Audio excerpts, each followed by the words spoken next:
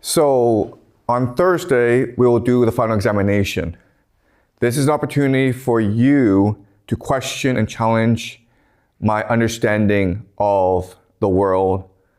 And so today, what I'm going to do is review all that we've learned this semester and combine together into a framework of how the world works. Okay? So the main driving question of the semester is, why did the US attack Iran? Right? So this is the central mystery of the world today. Because even today, Donald Trump has yet to articulate a reason for attacking Iran.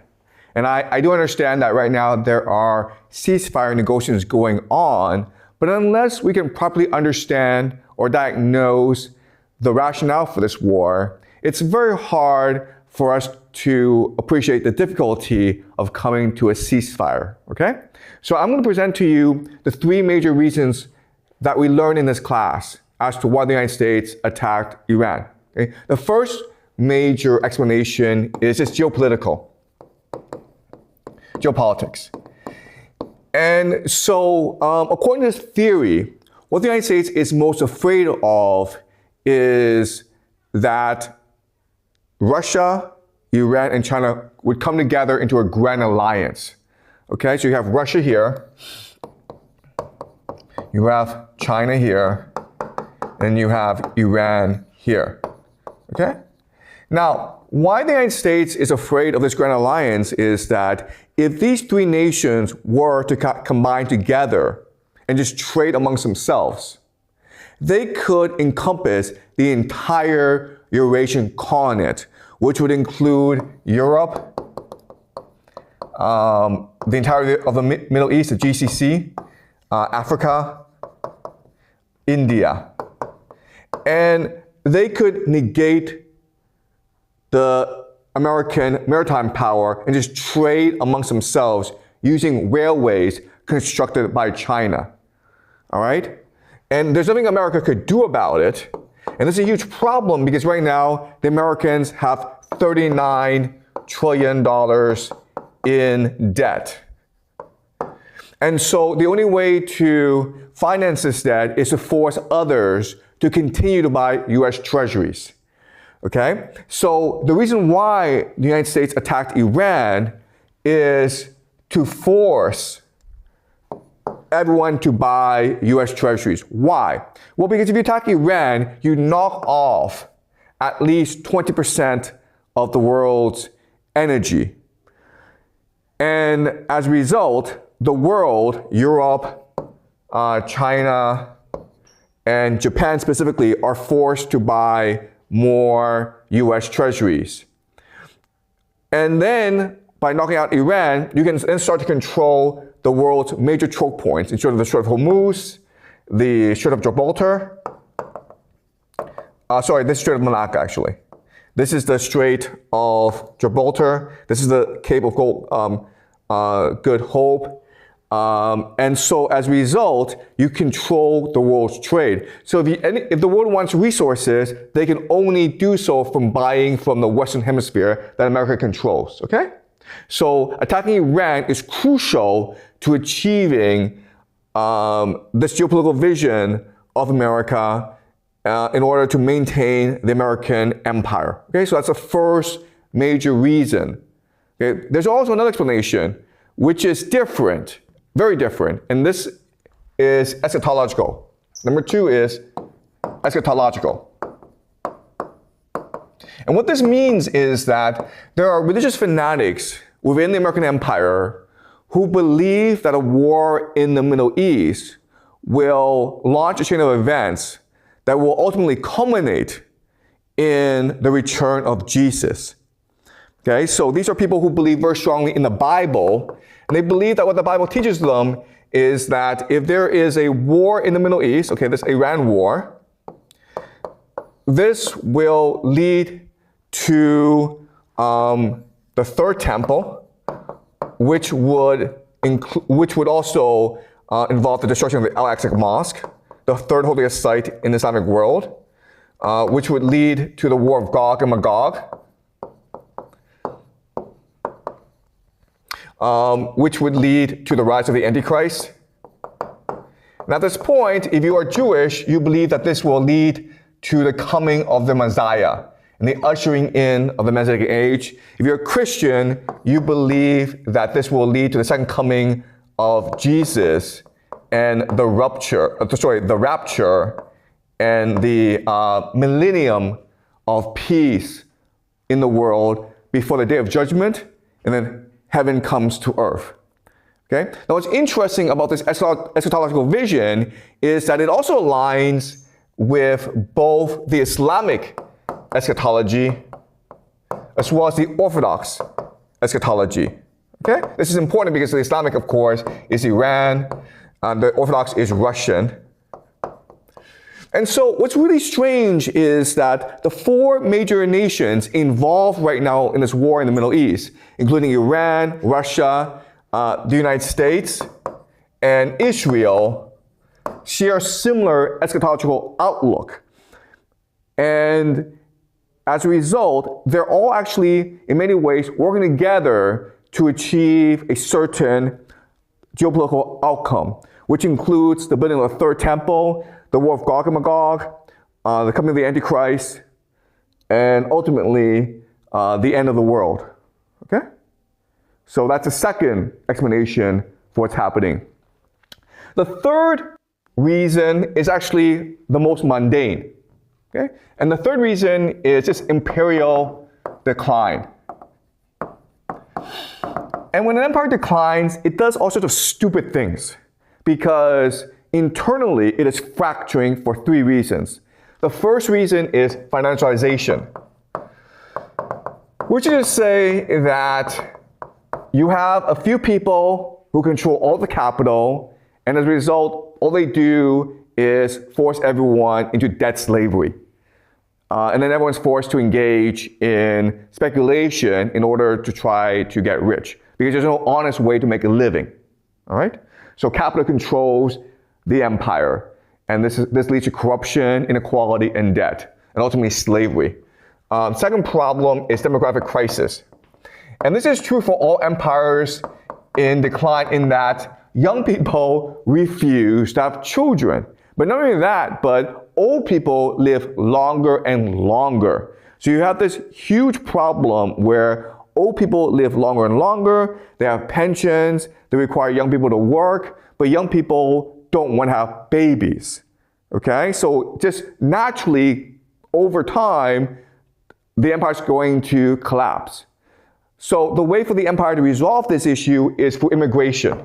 So they welcome millions and millions of outsiders in order to do the jobs no one actually wants to do. And this leads to ethnic tension within the empire, okay? The third reason, the third symptom of imperial decline is something called elite overproduction, which is a phrase coined by a historian named Peter Turchin.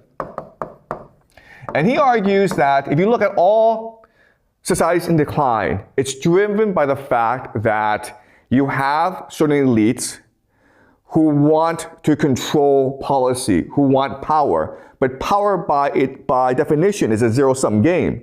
And so these elites compete for the limited positions of power. And this leads to civil war. And one manifestation of the civil war is that this war is projected outwards. Okay? That's why an empire does stupid things like go invade Venezuela for no reason, goes attacks Iran for no reason. Right now, America is talking about taking over Greenland, Canada, Mexico, Colombia, Cuba, okay? So this is the other explanation for why things are happening the way they are, because the empire's decline, all these internal conflicts that are destroying the empire from within are projected outwards. And so this turmoil is projected onto Iran, okay? So these are the three major reasons. Now what's interesting about these three major reasons is that they're actually not in competition with each other. In fact, they support each other. And honestly, they lead to the same outcomes. If you believe in the eschatological model, okay, you believe that this is the end of days, you believe that the Israelis will build the third temple, you believe that this war in the Middle East will just expand outwards before it encompasses the entire world, something called the War of Gog and Magog. You believe that a charismatic leader will rise to unify much of the world. And if you just analyze the geopolitical framework, you can actually come to the same conclusions. If you look at the imperial decline framework, you can also come to the same conclusions. Okay, this is really, really strange in that you have these three divergent explanations for what's going on, but in many ways, they're very, very similar. In fact, they lead to the same conclusions. So what I want to discuss today is, why is this the case? Why is it that eschatology and geopolitics and imperial decline all end up giving the same understanding of the world and forces us to make certain predictions about the world? Okay? So, my explanation to you is this. Eschatology is really just an understanding of geopolitics framed allegorically. Okay? So when we're saying this is that what eschatology really is, it's not religion. What it is it takes thousands of years of human history, tens of thousands of years of human history, and condenses it into stories that then can be told to children and passed on through generations and generations. Okay? So it is impossible for humans to pass on complex history over thousands of years. But it is easy to take this history, frame it into stories, and then tell it to your children who remember it, and then these children will then pass it on to their children. And then this is how we develop eschatology. Okay? So then the question then is, how did we develop this particular framework of eschatology, where a war in the Middle East will lead to the third temple, the return of the Jews to Israel, the war of Gog and Magog, and the coming of the Antichrist before the coming of the Messiah? Where does the story come from? And what I will show you now is that this is actually a persistent story in the Middle East. The first thing that I need you guys to appreciate is the Middle East, especially the Levant, is the most important part of the world. Why? Because historically, it's been the wealthiest part of the world. All right, so let's look at the Levant.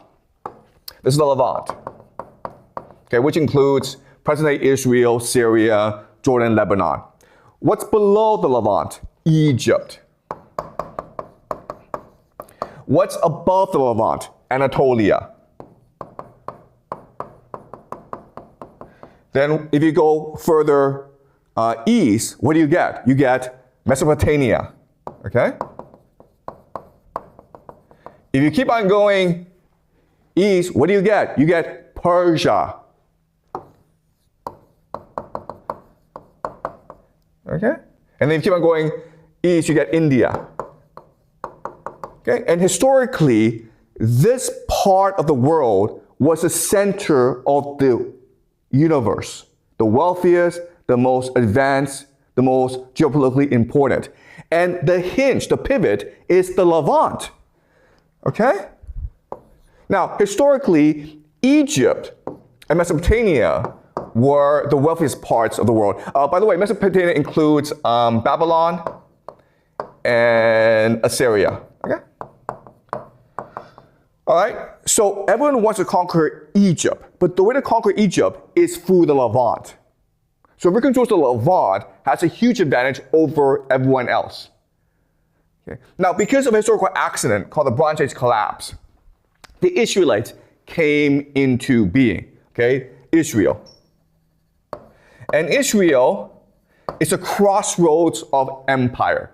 And again, this was a historical accident. You had the Bronze Age collapse, so Anatolia, Mesopotamia, and Egypt declined in power, which allowed for a new power to arise in the Levant called Israel. But they only stayed in power for about 1,500 years. After that, they became a subject to an empire, which is a historical norm.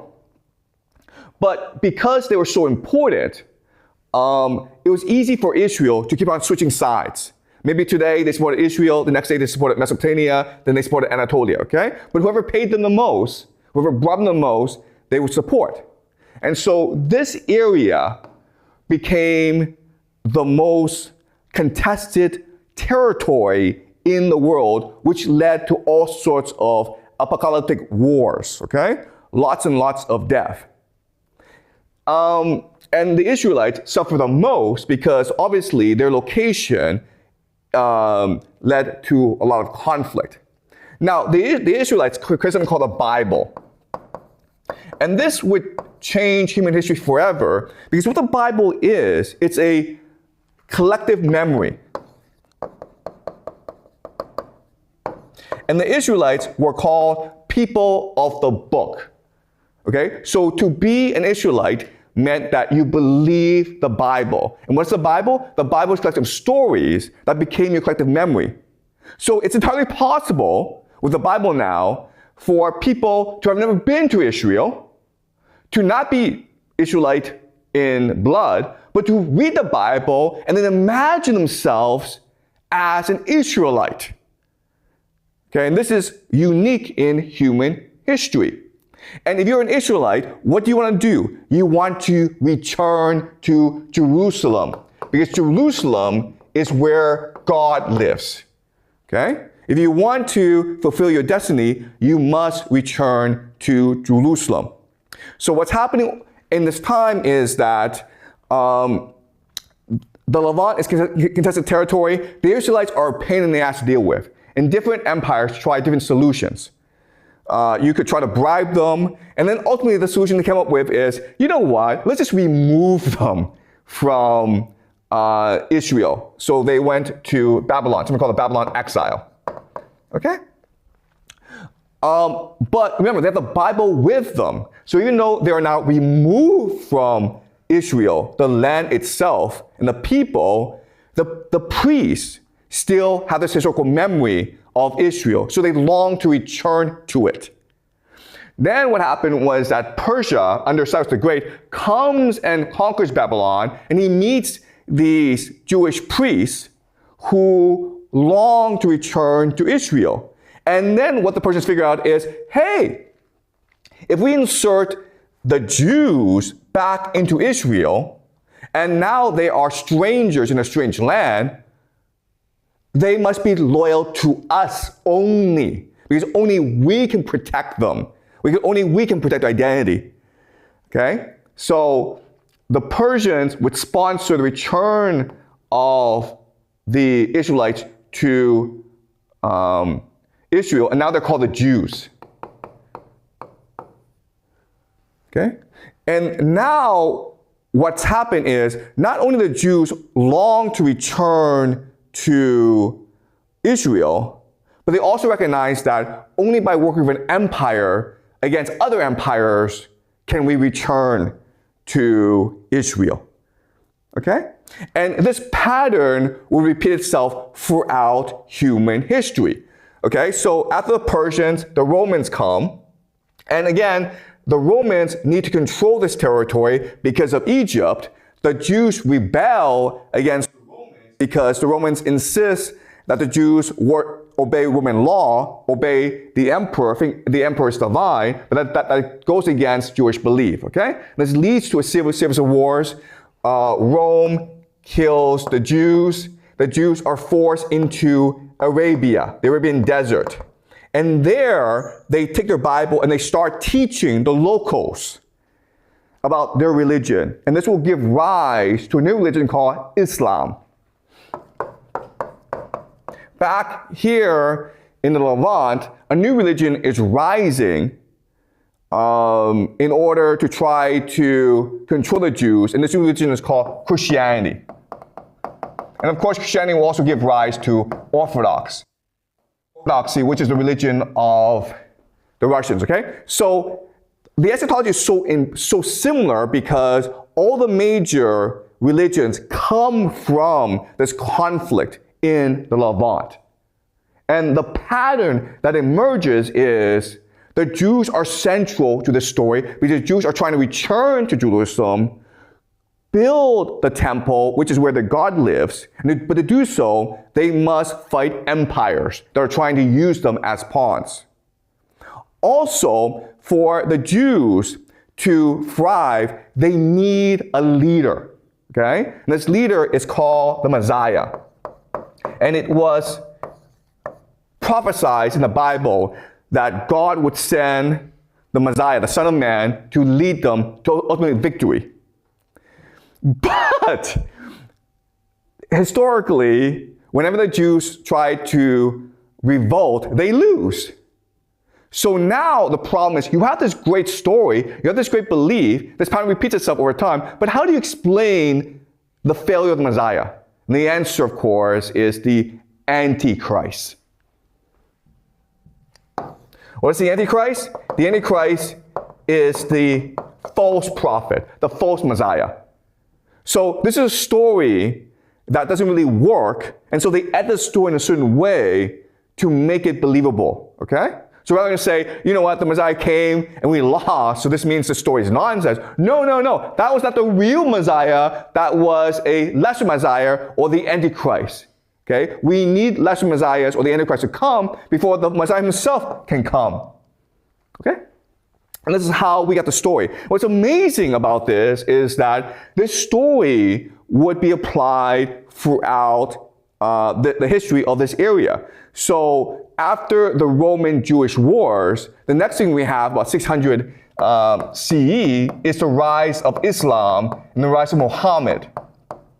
And if you look into the history of the rise of Islam and Muhammad, a very similar framework where there's two empires fighting each other, the Romans and the Persians, and a Messiah emerges, Muhammad, to unite the world, the Muslims, the Jews, and the Christians, and they very quickly return to Jerusalem and build the temple to God, the third temple, which is now called the Al-Aqsa Mosque. Okay? All right? So, in other words, the history of the Middle East has been condensed into a simple eschatological story that gives us insight into how geopolitics works in the Middle East. For the longest time, the Middle East, especially Levant, was a crossroads of empire, so there's always going to be wars fought over that territory. The Jews long to return to Jerusalem, so they're going to figure out ways in order to return to Jerusalem, and that often means working with different empires. Okay? And during this war, you're going to have Messianic fever. You're going to have people who believe that I am Messiah, and they're going to come and lead the Jewish people. And because the Jewish people are looking for Messiah, well, then he becomes Messiah because he volunteers to be the Messiah. Okay? When he fails, he's like, no, hey, he's actually the lesser Messiah, or he's the Antichrist. Okay? And this is a pattern that is consistent in the Middle East, and therefore we can assume that this is a pattern that will continue. Okay, so we can expect the next few years the same thing will happen, where maybe in the Middle East a man will emerge and he declares himself the Messiah because everyone is expecting the Messiah to emerge, and if he fails, then he's just the Antichrist or he's a lesser Messiah. Okay, does that make sense? Okay. And a lot of this is being driven by the idea of imperial decline. Okay? Meaning that this is possible because the empire is too weak to stop this messianic vision from emerging in the Levant. Okay? And the empires, which before included Rome and Persia, they would externalize their internal conflict. So we can see from this how all this combines together. Okay? Eschatology is just geopolitics told in a story. And the main driver of geopolitics and eschatology is imperial decline. All right? Because it loses equilibrium, it loses stability, and so all these events converge together in one particular pace. Okay, does that make sense, guys? Okay, now I want to discuss another question, which is, why is eschatology so powerful? Okay?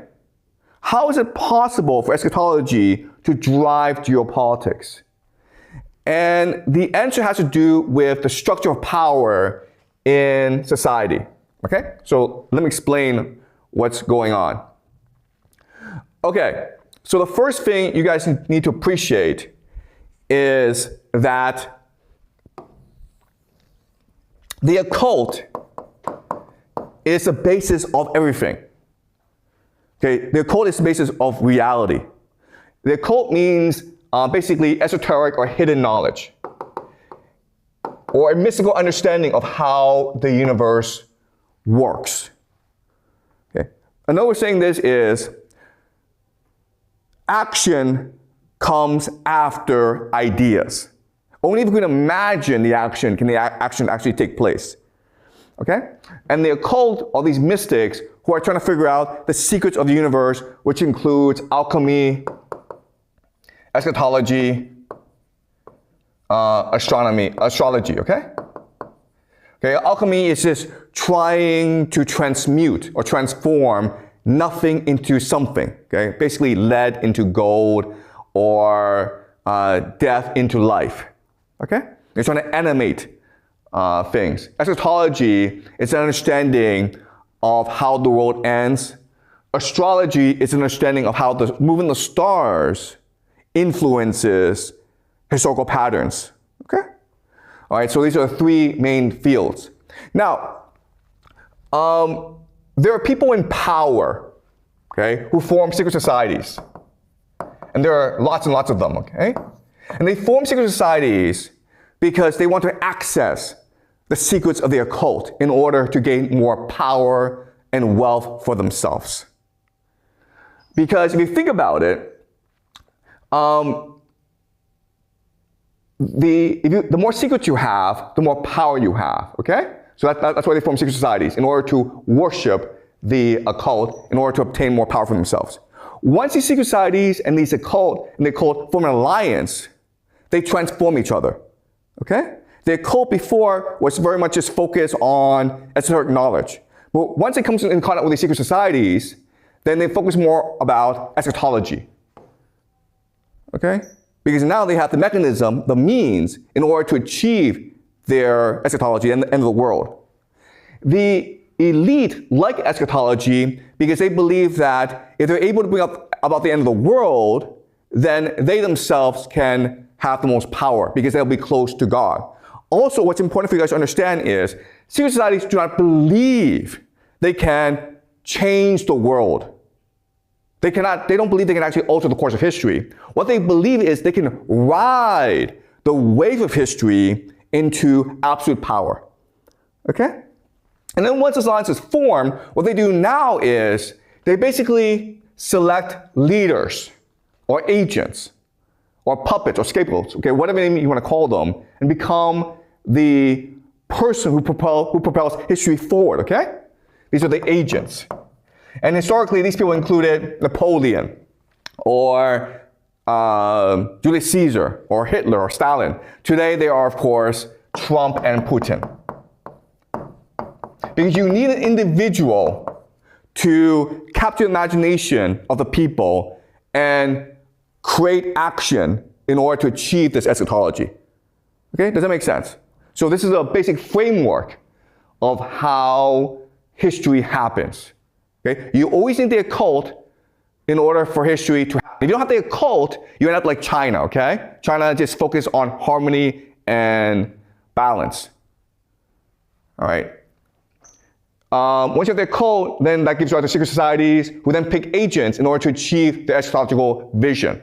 Okay, now I want to discuss why these secret societies are so powerful.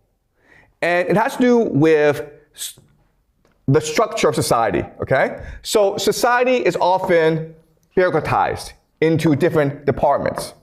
you have the military, you have the political system, you have science or religion, you have finance, you have the bureaucracy. Okay? So just basically different segments of society. Now, within each segment, you're going to have a range of personality types. Most people just want to live normal lives. They want to get along. They want to collect their paycheck, go home, and raise their families. That's all they care about. About 90% of people are like that, okay? Then you have some extreme people who are more idealistic. Then you have more extreme people who are power hungry, okay? And these people that are power hungry, they converge together and they work together because they're all more interested in order and control. All right? In order to obtain more order and control, they form secret societies. And once they have these secret societies, they're able to achieve three things that give them more power and control over other people, okay? The first is secrecy. Second is trust. And the last is coordination. Okay? And how they're able to achieve this is through eschatology. Eschatology is a script for them to act out. Okay? And that allows for them to coordinate even though they may not know actually what they're doing. Okay? Because they're all trying to achieve the same script. Okay? Does that make sense so far? Okay, are there any questions before I continue? Any questions? Okay. All right. So now what I want to discuss is this. Why is eschatology so powerful?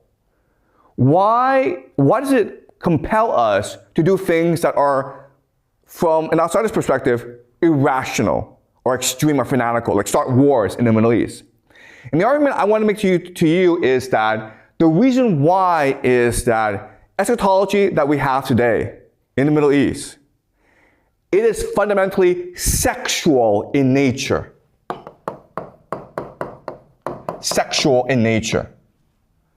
All right? So remember this. At the eschatology, it's not just an idea. It's sexual. It's something that you want to move towards. You're driven by this sexual urge in order to fulfill the eschatology, okay? All right. So let me explain how this works. All right, so we first start off with the occult, right? And I'm going to show you how it leads to eschatology. Okay, so the most dominant understanding of the occult is something called Hermeticism. Hermetic philosophy. It comes to us from Egypt. Okay? And there are 7 basic principles of Hermetic philosophy. Okay. The first is that everything is mind. Everything is energy. Everything is vibration. So you start off with a source. We'll call it the monad or the source. And what the source does is it breathes, it emanates, it thinks, it meditates. And so it vibrates, okay? Om, okay? And it's infinite, okay? So it has infinite vibrations, okay? And the higher the vibration is, the faster it is, okay? The lower it is, the slower it is. And so this gives rise to the material world. So yes, so even though the dimensions are infinite, we can roughly classify them in different categories, okay? At the very bottom is the material world, which is our world. Then you might have the emotional. Then you might have the spiritual. Then you might have the divine, okay? All right?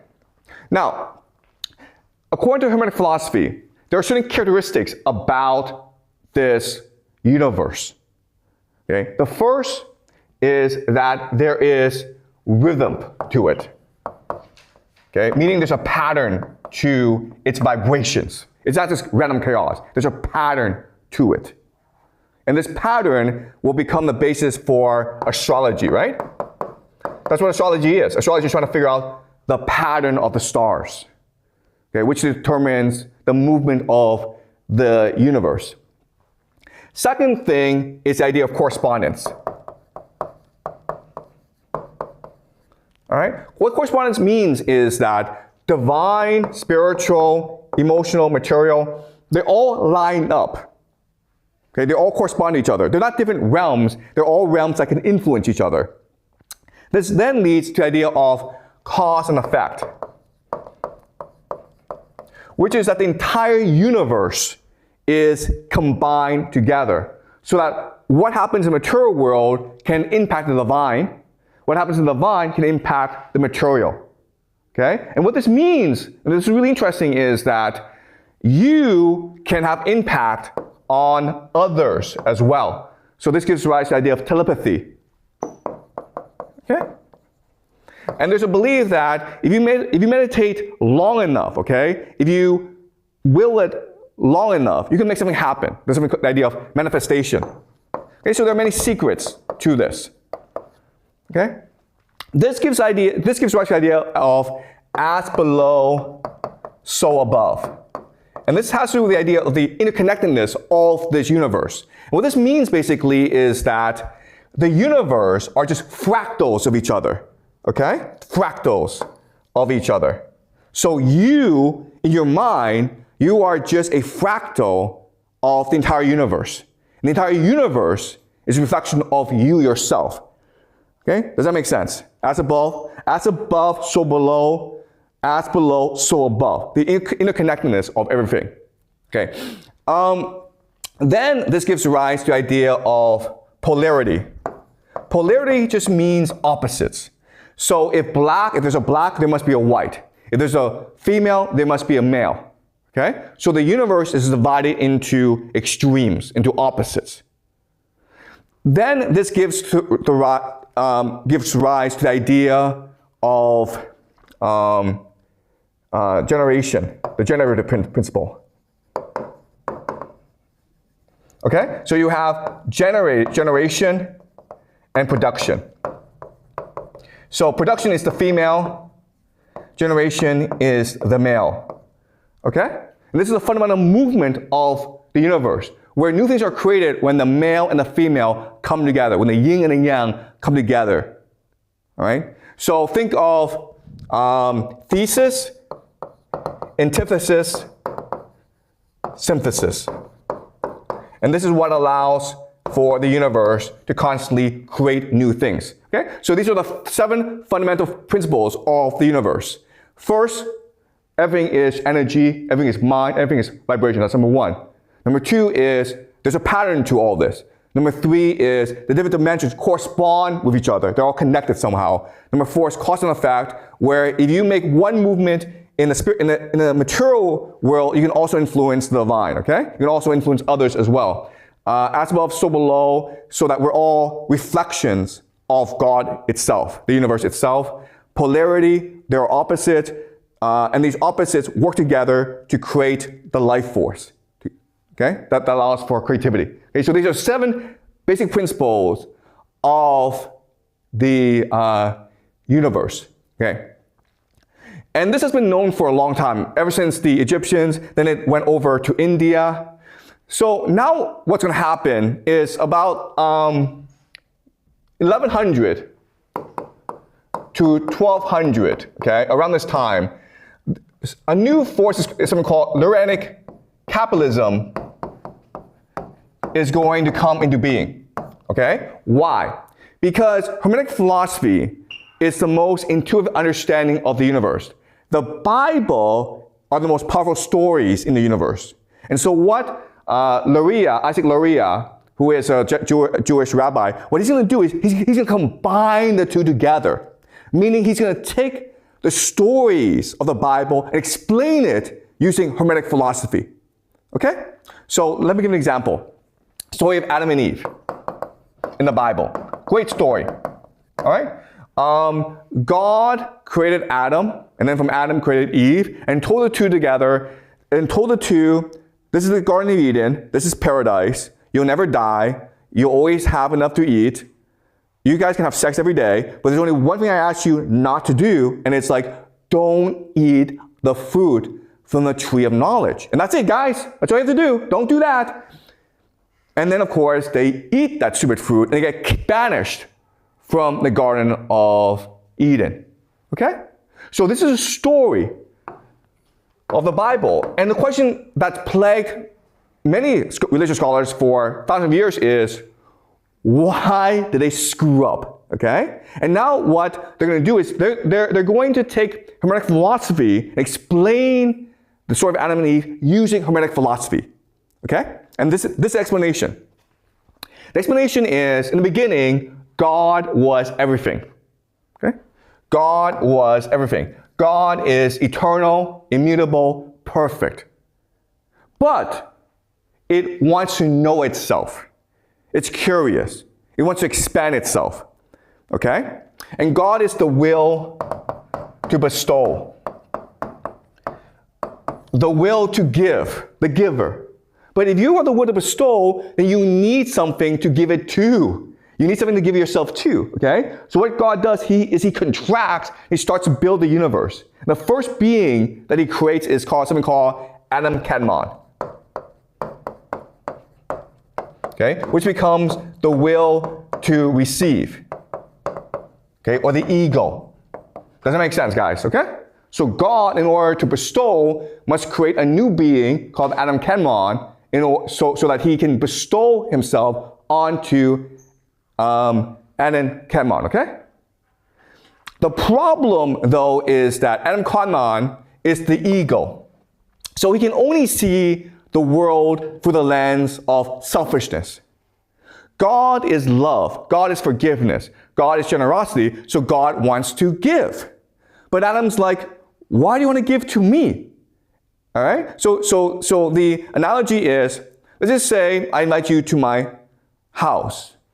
And I am honored that you're coming to my house, and I cook you a wonderful meal. Okay? 12 courses. It's sumptuous. You come into my house, and you are shocked. You're embarrassed by my generosity. You run away because you think to myself, does he want to borrow money from me? Like, why is he being so nice to me, okay? It scares you.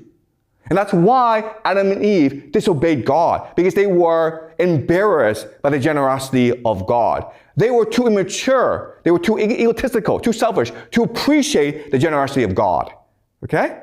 And so when this happens, when Adam and Eve betrayed God, this is something called breaking the world. And the point of the universe is to repair the world. How do you repair the world? By making yourself so enlightened that you can now receive the generosity of God and create a reunion, okay? That is the repair of the world, a reunion. Now, there are different ways in which you can do this. Okay, the way they teach you is just basically self-enlightenment. Through education, through knowledge. Another way is love. Okay, love thy neighbor. Embark on a journey, a lifelong journey, to be as nice and kind to people as possible. Okay, the modern term for this is, of course, called social justice. All right? Just try to save as many people as possible. But there's a third way, and the third way is the most controversial, which is the idea of sin. Okay? And the idea of sin is you must break yourself before you can learn the wisdom to welcome God into your heart. And the story that explains this idea is the story of David. Okay? King David was the greatest ruler of the Israelites. And one day he falls in love with a woman named Bathsheba. And David is king because he's close to God. God favors him, okay? He falls in love with Bathsheba. The problem, okay, and so Bathsheba and David have sex. Bathsheba becomes pregnant. The problem is that Bathsheba is already married to a warrior named Uriah the Hittite. So David thinks of many ways of solving this problem, and ultimately he decides, I'm just going to kill this guy, okay? So he kills Uriah the Hittite, and he marries Bathsheba, and he's very happy, and Bathsheba's going to give birth to their son. God learns about this and sends his prophet Nathan to David and says, King David, do you know what you've done wrong? And David's like, not really. I mean, what did I do wrong? I don't know. So God gets angry and punishes David by killing his son. And this forces David into mourning.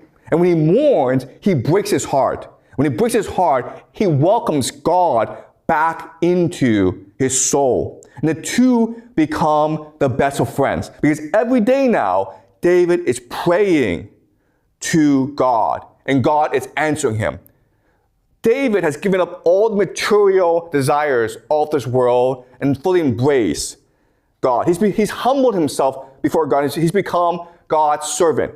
Every day he asks for forgiveness. He's engaged in poetry, in prayer. Okay? So the Israelites remember David not as a great conqueror, not as a great king, but as a man who understood his humility, who always asked for forgiveness, who was best friends with God. Okay? And this is the idea of repairing the world. Nothing matters except your relationship with God. The whole world could be a nuclear war. Doesn't matter. Okay? What matters is your true faith in God. And so from these three things, we now understand what's going on in Gaza and the Middle East, where the Israelis think that, hey, if I break the world, and I force the entire world to hate me, and I sin so much that I suffer, that's a good thing, because that's going to let me develop a close relationship with God, and this will repair the world.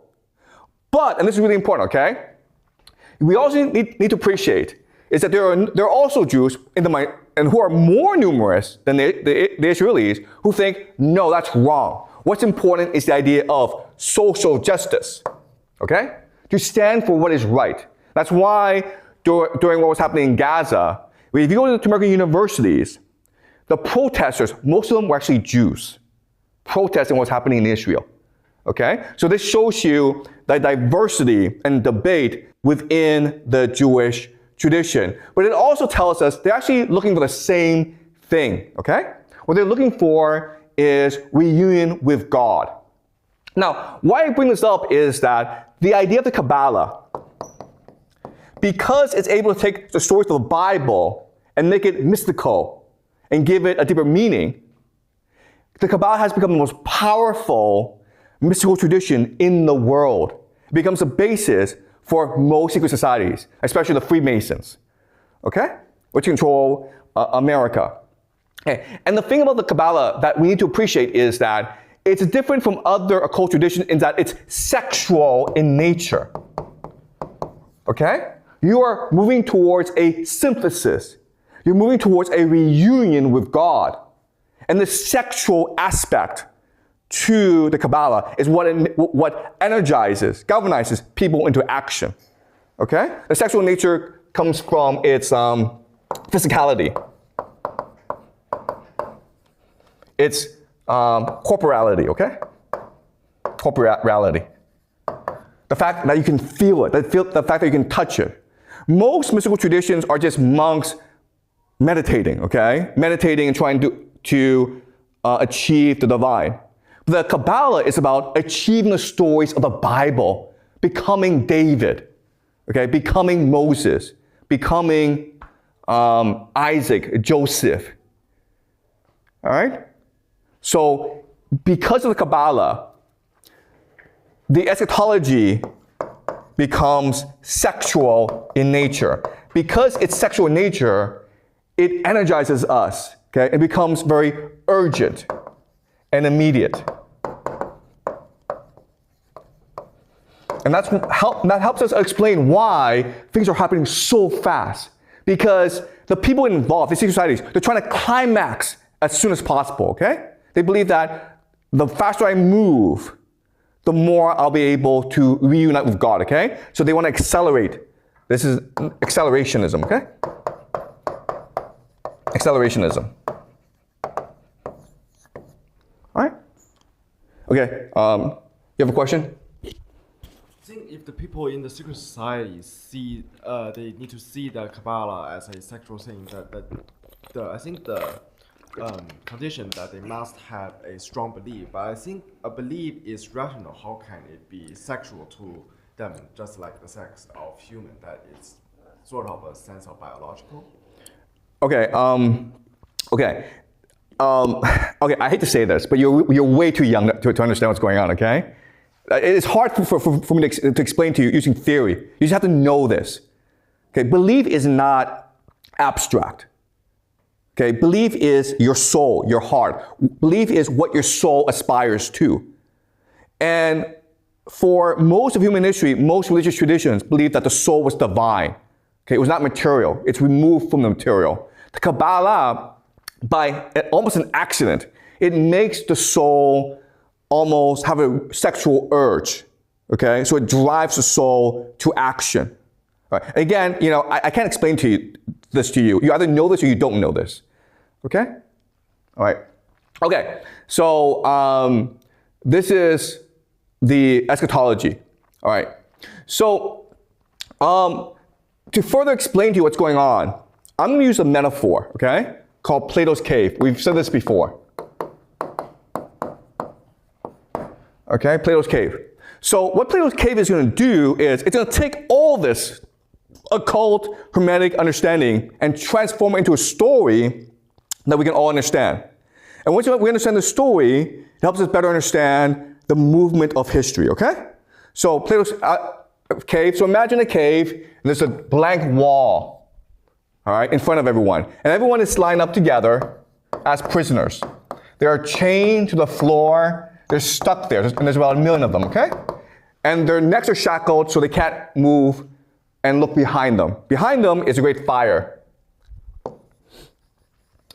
And there are certain people, we don't know who they are. It's just like they, okay? Plato just uses the word they to describe them. And what they do is they take shadows and project the shadows onto the wall. And the people, the prisoners, don't know any better, so they think these shadows, who are just random shapes, it's reality itself, okay? It's like you live in 3 dimensions, but you see two dimensions, and so you think only 2 dimensions exist. And so they give names to these 2-dimensional shapes, they give it language, they create a world around these things, okay? This becomes reality itself.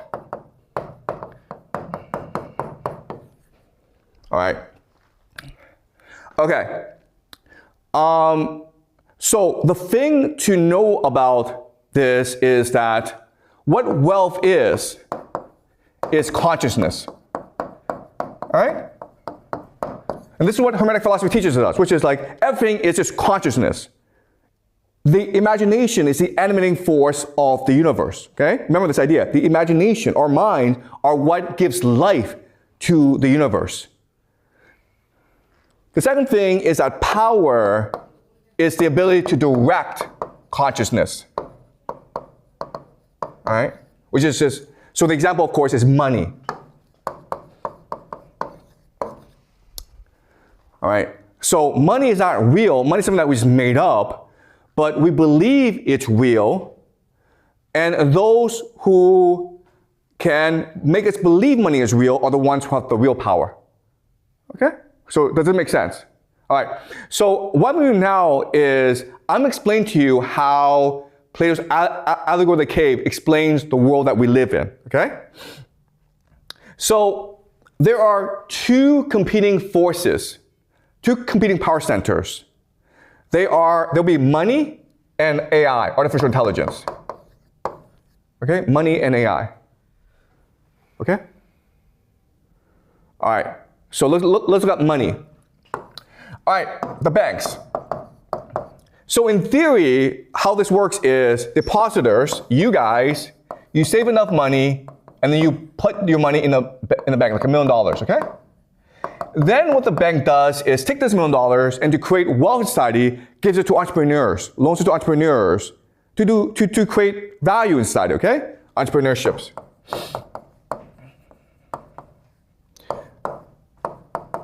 And so in theory, the bank should have zero, okay? Because what it's done is it's taking your hard-earned money and giving it to entrepreneurs to create more value, to give you jobs, okay? And this is what we believe how society works. There's a problem with this. The problem is that if you look at the bank balance sheet, when it does this, when it takes $1 million and lends out $2 million, it doesn't have zero, it has $2 million. So the great secret of our world is that banks have the power to print as much money as they want.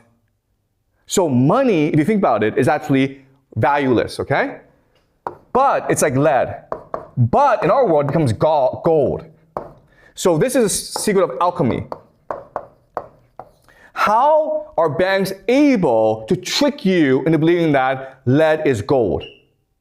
By using your imagination. By focusing your imagination in a world that animates the world, okay? So this is about imagination. And this is the world that we live in. All right? The thing that makes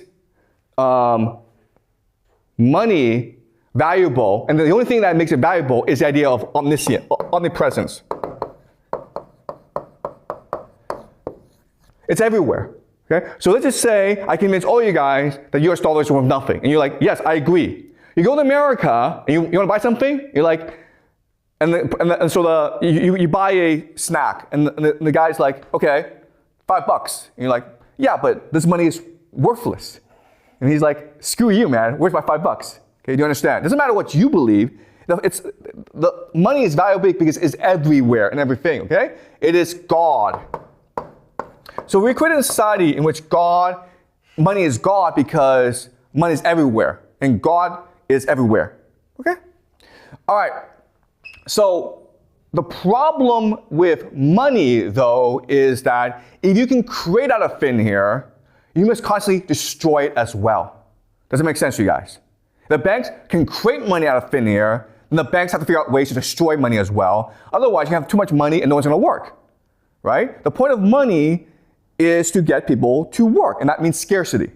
And so the way you do that is by creating a there are two ways, okay? The first is financial collapse. Okay, basically a recession or depression. The point of this is just to remove money from the system, okay? It's wealth destruction because you've printed too much money. So you need to destroy this money. Second way, of course, is for wars. And this helps us explain why things are happening the way they are. Because these past 10, 20 years, the Americans printed too much money, and now they need to create wars and to destroy this money so that the global economy can continue, okay? The problem with this is that it makes people question the authority and the legitimacy of the elite. And because of elite overproduction, this gives a possibility for a new elite to arise, and this new elite is AI, okay?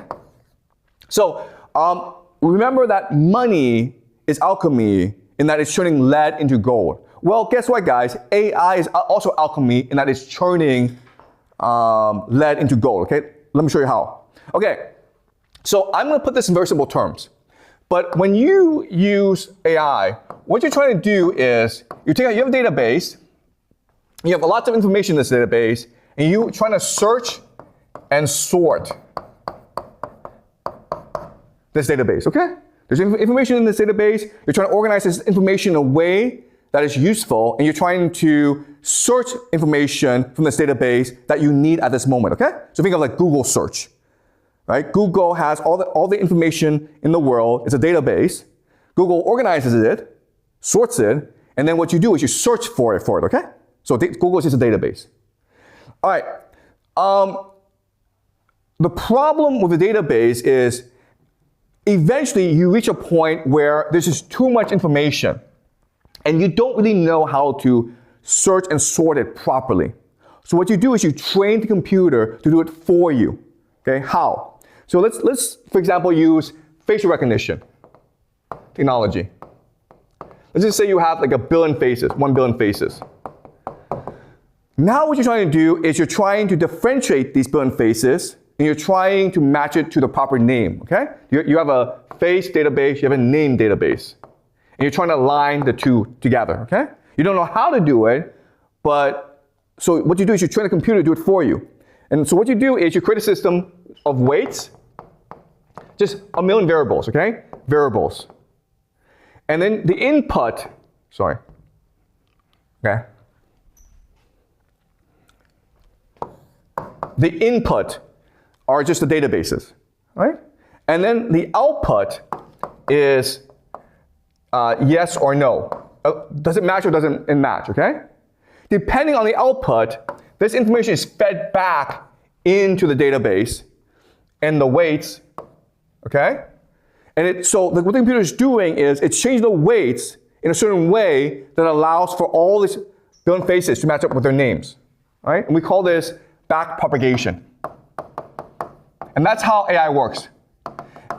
And that's all it does, okay? Is it possible for us to advance beyond this? The answer is no. I don't care what you tell me, okay? I've done a lot of research into the AI. There's absolutely nothing more we can do than back propagation.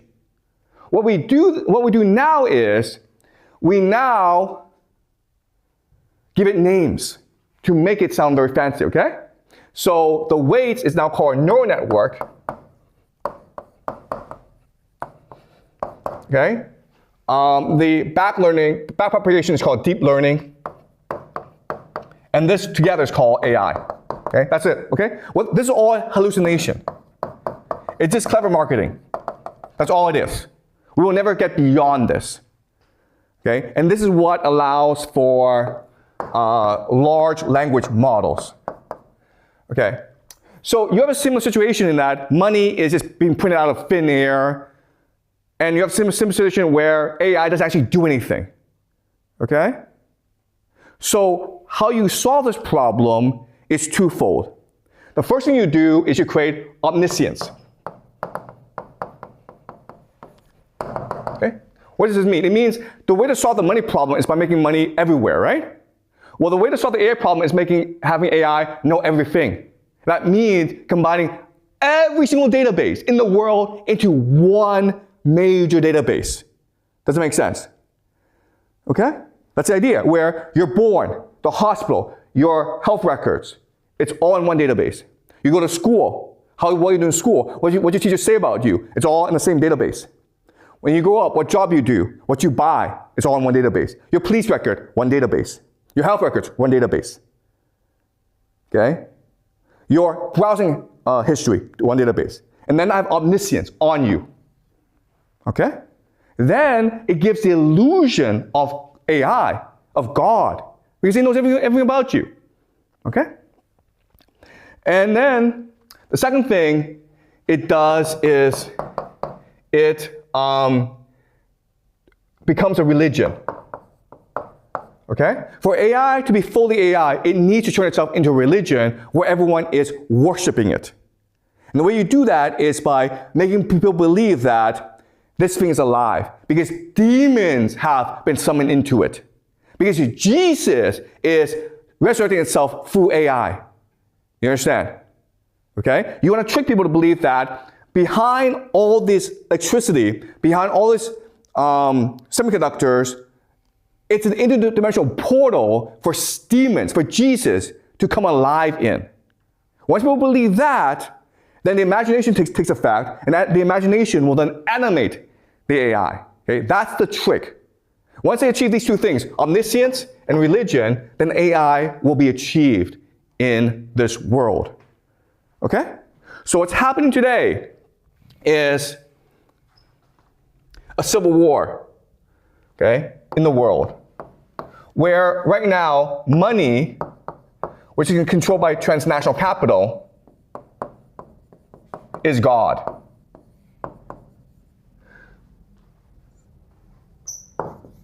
they're trying to create a new god called AI, okay? An AI god, okay? So there are three forces opposed to transnational capital. They are nationalism, religion, and AI, okay? And altogether, they're trying to create a AI god in order to replace money. Okay, so I was talking to my wife about this idea, and one question she has for me is, what's the conflict here? What's the problem? Why is there war? Why can't transnational capital just become the AI god? And the answer is because these are two fundamentally different systems. Okay, think like this. I'm going to put this in very simple terms, but think of transnational capital as capitalism, okay, free market capitalism. And what is AI god? It's techno-Marxism, okay?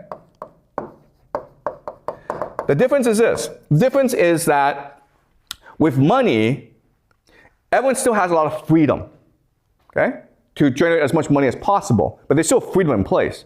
Whereas with a techno-Marxist system, you have an elite who control the god, AI god, who then control all your attention, okay? It's basically techno-slavery. So imagine a computer chip implanted into your brain that tells you everything, okay? You don't have to think anymore. You just have to listen to this microchip. Tells you, hey, you should get up at 7 o'clock in the morning. When you get up at 7 o'clock in the morning, go run for half an hour. And you fall in love with the system because you don't have to think anymore. There's this microchip who you think is actually the voice of God. It's an angel, it's a demon, but it's all coming from God, okay? And this microchip this AI system is helping you live the best possible life. You're now more healthy. You're now more hardworking. You're more successful. You find happiness in your life, okay? So this is where the world is going. And underneath everything that we've seen so far, the geopolitics, this is actually the real conflict in the world, the real transition in the world where one god, money, is being replaced by another god, the AI god, okay? All right, so what I've done is basically giving you a complete understanding of how the world works, a framework, a predictive history framework for understanding how the world works, which then allows us to make predictions about the world, okay? Depending on our predictions, the accuracy of our predictions, we can then go back and refine this model, all right? So basically, the entire point of this class is help us observe the world better, to learn about the world better, okay? So again, it's all speculation. I'm not saying this is 100% correct, all right? Most of this may even be wrong, but at least it gives us a framework for us to learn about ourselves and the world around us, all right? Okay, any questions? Question about money, which is that USA have like around 39 trillion national debt, but if the banks really have the power to print as more money as they want, why don't they just print some money and like hide them and solve this debt? Okay, yeah, okay, again, I mean, all right, I'll explain it to you. All right. Okay, all right. Well, how does the debt work? The debt is very simple. I'm the US government, okay? I don't print money, but I need to spend money. So I borrow the money, right? So I borrow the money from something called the Federal Reserve, which is able to print money. Okay, do you understand so far? All right. But for the Federal Reserve to lend you money, they want to profit from it. So they charge you an interest, right? 5% is usually the interest. So right now, the US government debt is $39 trillion in debt, right? Now, interest rate means the US government has to pay $2 trillion a year in interest payments alone. And you're like, well, why doesn't the US government just not pay the interest? Because it's a government. It can do what it wants. No, that's not how the system works, because the Federal Reserve borrows its money from banks, which then borrows its money from depositors. Okay? Does that make sense? From you, basically. So you're the one, and you don't even know you're the one doing it, but you're the one lending money to the US government. So the government has to pay you back interest. Okay?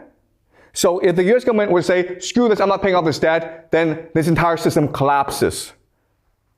And then people recognize that it was all just a hallucination. Money is not God. Money is not valuable. Money is worthless. It's just lead. I thought it was gold all this time, and now it's just lead. So what do? You revolt. You burn things down. You're angry now. Okay? So the US government cannot afford to not pay off this debt. So despite that, the Federal Reserve can print as much money that they want, but they still cannot solve this problem, right? Because if the U.S. government really choose not to pay the interest, the whole system just collapse. Okay. So you need to prioritize ideas. This is just the surface. This is what we just look at. Underneath all this is Plato's cave. What Plato's cave teaches us is that as long as we believe that money is real, then it's real.